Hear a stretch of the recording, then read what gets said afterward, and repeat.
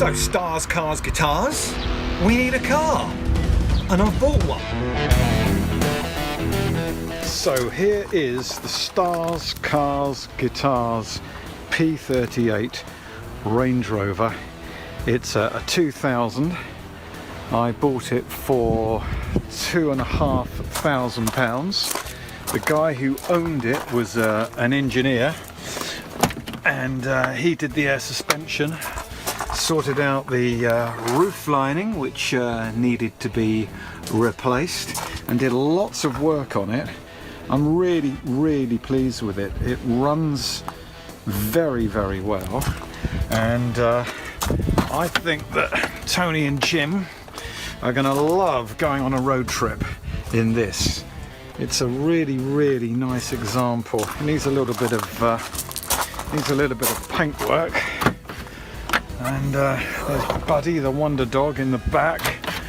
I had to buy a parcel shelf, which you can see in the back, which has been put back so Buddy the dog can get in. And I got a map for it already. It's done 143,000 miles. It's got a few little things, like I need to get a new Land Rover cap for the centre of that wheel. The mirrors have seen better days because it's had a few thumps and bumps. It's got a little bit of rust here, which I am going to get done. But over here, it's got a bit of a battle scar. I don't know if you can see that, but I don't mind that because I think that adds character. It's a 4-litre HSE, as you can see. It's loaded with extras, like this is nice, and then it's got the double cup holder there. We like that. But what this car needs now is a clean. So it's on its way to Southampton to see a good friend of mine by the name of Matt Gibbons, and he's a car detailer. We call him Car Matt. So Matt, what are we doing, or what are you doing? Well, we're going to be cleaning the whole of your plastic and trim today, starting off with the cleaning stage, because you can't treat it unless it's absolutely clean. So we're starting off with the cleaning. Got a bit of APC. APC? What's APC? All-purpose cleaner, diluted in one of my dilute bottles, going over with a brush and just agitating and loosening all the dirt that's on here. I know you've taken it to a lovely car wash today, but there are still a few bits I need to loosen up. Well, so I took it to the car wash, yeah. So just to get all of the crud off it, so you've had a blank canvas. Exactly, and you've done a good job, thank you for doing that, but I do need to just get a few more bits off. So we'll be doing this, go around the whole car, any of the black bits, then wiping it down, and then we'll be moving on to the treatment stage. So we'll be applying some plastic care emulsion, and that will be soaking into any of the plastic, any of the black bits, giving it that thick black colour. All right, Matt, heat gun, what are you doing? Right, so I had to look at this last night actually. I wanted to find out a bit more about it. There's two things that this supposedly does. Any of the excess dirt or things that make it a bit milky, this supposedly burns it off. But the second thing is it draws a lot of the oils from the plastic within the plastic to the surface, restoring that original factory look. So we're going to start with this, go over all the door handles and remove that milky, cloudy kind of colour, bring it back to the factory look, and then we'll move on to the next stage, which is wiping that plastic care emulsion on the top.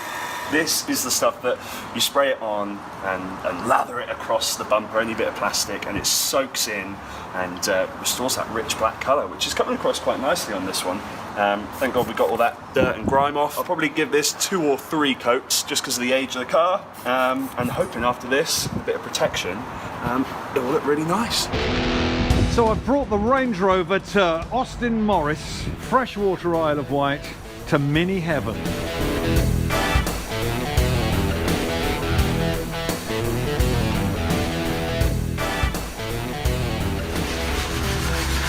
Right, Frank, my old friend, where do we start with this? Well, I think you've got a little bit of damage on the front end here, Alex. The old bumpers, the bonnet. Bumper's a little bit twisted, but that's all right. The bonnet's got a lot of chipping on it. So you've got stone chips, they end up on darker colours, they show up white, because when lacquer's damaged, it damages white. So you get little scratches and that. Sometimes you can touch them in with a little bit of clear lacquer, if you're lucky, but 9 times out of 10, it's a bonnet repaint. The whole bonnet? Yeah, really. Yeah, you could flick along the front, but it will show. Okay. And is that it? Is that all I need? Work on the bonnet?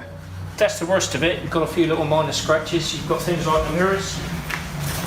Mirrors are peeling on the tops. This is quite common. Plastic gets hot in the summer, it fades. The lacquer breaks down, so it starts to peel.